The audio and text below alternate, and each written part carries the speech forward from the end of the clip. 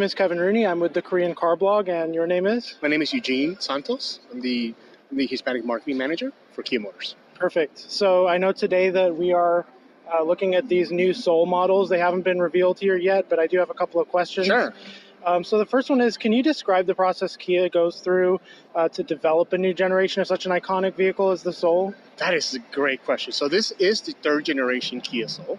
I mean, has new lines, new design, brand new platform, but we have done a great job, or we have really considered keeping the heritage of this original design, which, as we know, is iconic for the Kia brand.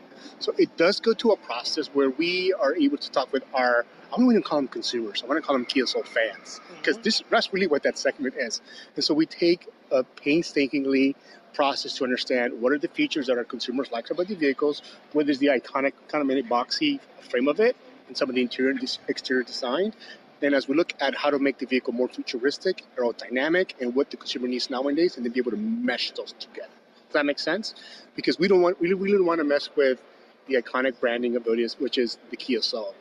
Right, and I think that's the most difficult part, because you have a loyal base now, and making sure that they are happy, as well as bringing in new people to the fold, must be a real challenge. It is a challenge because, one, again, it's a fan base when it comes to the Kia Soul, and they're very adamant about letting us know what they like and don't like about the vehicle. So as we take that into consideration, and we also look at where the cars are going in the future as far as more aerodynamic, more futuristic, some of the technology that is needed in the vehicle, it does lend to some modification of the platform or the design or the angles or even the interior design of the vehicle. For example, a theme that's very important for Kia Soul consumers is music. So the interior cabin of the vehicle takes that into consideration. So its features, its textures, the way it's designed is to bring the consumer a very acoustic and musically inclined experience. For example, the mood lighting technology in the vehicle allows you as a driver to modify the vehicle's interior lighting. I believe there's 6 to 7 different vehicle lightings that you can use by a switch on the steering wheel. Plus, those lights synchronize to the music that you're listening to. And so it gives you a bit of ambient mood depending on what mood you're on. So we know that's something that our Kia Soul consumers thrive on. And so we take information like that to modify the vehicle. Yeah, that makes sense. And I know that's been a kind of a signature thing for the Soul from day one, really. So making sure that is in the new generation, I'm sure that's really important. It is important. And the size, not the size, but the shape of the vehicle lends to acoustic, the acousticness of the music inside. Now, you couple that with the technology that we have in the new vehicle, I think it hits home run. And specifically, we have 2 technologies I want to talk to you about. The first one is the 10.25-inch screen inside the vehicle. I mean, it's a TV. It's pretty big. When I got in there, I'm like, wow, this is pretty big. But it allows you to take control easily via hand, arm's reach, the infotainment system in the Kia Soul. Right. Whether it's controlling your Apple CarPlay or your Android music, whether it's getting control of the navigation or the other DriveWise technology that we have in the vehicle. And the second one is the head-up display that provides you information such as how fast you're going, your mileage per gallon, and more importantly, your navigation as you're driving. But it puts it to you in your eye view where you can pay attention to the road while getting that information at the same time, which again, is safety is important for us, for a heads-up display allows us to do that at the same time. Sure, that's great. So big question I know that a lot of people have been asking, and you're probably seeing coming, is there going to be all-wheel drive? And if no, why not? I don't have the answer to the question. I do really want to focus on our current. Great for you to put that in there, that 2020 Soul. And I can talk to you more about the EV as well. So the EV, that's something I do want to talk about. The EV is coming out as well, coming soon. And it's based on the same platform as our regular vehicle. Yes, electric vehicle is battery operated. And it has some of the same technology as our regular Soul.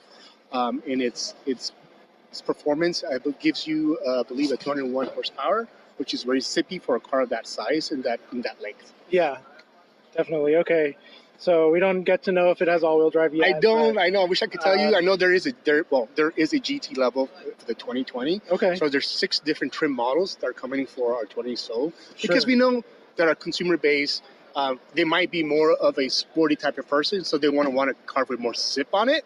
or Okay. they're more relaxed or homebody person. So we offer the different trim levels for those different kind of lifestyles. Okay, so speaking of Soul GT, can we talk a little bit about that and Sure. what kind of power is that packing? Is it going to be a step up from the Soul? 201 horsepower. 201. Yeah. Okay. So the same as the Soul Turbo. Yeah, I mean it is. I mean, I think for a vehicle of that size, length, and weight, it gives you enough power to be zippy enough to be a vehicle that still remains iconic and true to the Kia Soul brand original design, but it gives you enough zip to go and feel like you are really in control and getting some more power out of the vehicle. Okay, fair enough. So you also talked about the Soul EV. So that's something I definitely want to know a little bit more about, especially what is the range that we might expect, and any other information about other options that we might have, like a plug-in hybrid, any kind of other. Sure. So on the Soul EV, we're not ready yet to divulge because it hasn't been rated yet. The amount of range you get on your battery, but I can tell you that it's going to be dramatically different than the previous model. So you'll be pleasantly surprised after that to be able to get rid of the anxiety of being able to go from point A to point B when it comes to long range, right? Exactly. And then what the Soul EV does have is a fast charging option that allows you to get 80% of your battery charged within 75 minutes and get you about 100 miles within a 30-minute charge. So I know that's important for the consumer because you have range anxiety, right? Definitely. Can I make it from point A to point B if I'm going long range? And I think the new 2020 Soul EV will answer that question.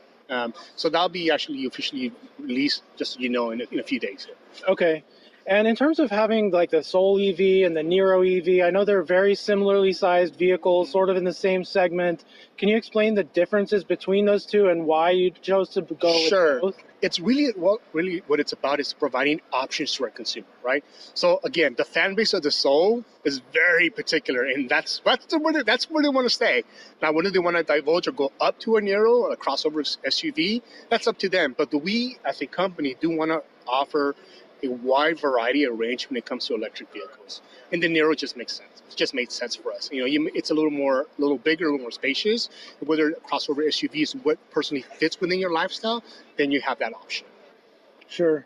And I mean, some other brands are adopting, let's say, cruelty-free materials such as vegan seating and things like that in their vehicles. Is that something that we can expect from Kia in the near future, or talk a little bit about that? Unfortunately, I don't know much about that, but I can tell you that we do take into consideration our surrounding, especially with being eco-friendly once you look at what our EV products are being. So while I can't talk specifically about that because I really don't know, I can tell you that we do take the environment very serious. And as you'll see that as we go along in all the different models that we have, that there is an electric vehicle option for each of those vehicles. Okay, great. And you also talked about the sportier trim and having maybe the power isn't increased, but maybe it looks a little sportier, it feels a little sportier, maybe the suspension is tuned a little sportier. Is that vehicle going to be available in a manual transmission? Can you give me anything else about that sporty version, like what we can expect? You are asking all the questions that I asked myself. I'm a manual transmission person myself. Fortunately, at the moment, I can't answer that because I don't know. Okay. I mean, but I promise you, if I find out, you'll be the first one to know. Okay. All right. Sounds good. Then I also kind of wanted to ask, this is something I've been hearing a little bit from the Kia Soul group and outside in the media. I've been hearing about some engine fires and some airbags not deploying or something like that. And I kind of had two questions about that. Number one is this like any greater or less than the incidences in other brands? Because I know sometimes these things happen to any car brand, but I know that in the news, maybe it gets picked up, and we've seen some things about Kia. So first of all, how does it compare to other brands, if you know? And second of all, what are you doing to make sure that your cars are safer? I don't have specific information to answer that question, whether it's more or less, but I can tell you that we do take the vehicle safety and the safety of our consumers very highly. And there are measures put in place to do so, but I can't go more into detail of that because I really am not prepared to give you an answer that's going to be fair to you and to your audience. Okay. Then I guess one last question that I have is, I know the Kia brand seems to be on an upward trajectory. Like the momentum is really there. You have the new Telluride, you have the new K900, you have these new Soul models that are coming out today, new Nero EV. So how do you keep that momentum going? And what can we expect next? Gotcha. Well, we're a relatively young company. We're 14, 15 years old. So we're the baby brother, if you will, in the industry. So part of that is the Kia spirit of being not necessarily looked at as an underdog, but looked like as a challenger brand. And along with coming with that challenger brand, it's a little bit chip on our shoulders to say, look, yes, we may be young, but look at the quality of vehicle that we're producing. You know, when we started here in America 14 years ago, our quality wasn't what it is now. And a lot of people don't know that the last 4 years we won first place in IQS. And when they do see that, like, wow, that's a Kia. And I think you've seen that with the Stinger, as far as the quality of that vehicle and what you're going to see in the Telluride coming up here next year. So part of that is not being okay, but just being okay. Mm-hmm. But taking that into the reign and looking like, yeah, we're a young company, but we have a lot to prove, and look at what we're doing now. And I think when you see what we're coming up with the Telluride and futures to come, you're really going to see that spirit come out as far as saying, we're here to play, and we're just not any other vehicle. Also, a lot of what you'll see that in the technology that we bring in our vehicles. A lot of people are surprised when they jump into a Kia and they're like, wow, the Kia Soul has X technology? I'm like, yes, because we know that's what the consumer expects. And we are, as a brand, we're willing and able to try to produce vehicles that really make sense to the consumer at a great value with technology and performance that's expected from people nowadays. Okay, so you would say that it's more important that Kia comes across as that up-and-coming brand that can do anything, that has the quality, rather than just making sure that your bottom line is profitable. I think that's very self-evident in what we've done with the Stinger. And the surprise that people, when that vehicle came out, comparing to other luxury vehicles, and what are you going to see in the Telluride here coming up soon in a few months? Okay, so that being said, if we are putting that, here's what we can do above the bottom line, can we expect a second Stinger? Wow, you're not holding any punches. I don't know the answer to that question. I love the way you're thinking. I'm sure that's something that we as a brand or as a company are looking at. Just have to make sure that it makes sense. Not only just, like you said, not just moving sheet metal, but it makes sense to the consumer as well. That we're able to bring the quality of vehicle that is expected now as a brand, but also the technology and the safety that people expect from us. So if that's possible, who knows? Yeah, I mean, I think if you can make the enthusiast happy, that's a great way to start getting the general public involved. We love the Stinger, and we just hope that there's a second generation. We're seeing the Kia Cadenza having a second generation despite the slow sales. We're seeing the Kia K900 get a second generation despite the slow sales, so we're really hoping for that second generation Stinger. You said it. With the Stinger, you saw how the enthusiast market really gravitated towards that vehicle. Exactly. So in other words, expect more from us as Kia as a brand. Okay. Well, thank you very much. I appreciate your time. I appreciate your time, too. Yeah. Thanks.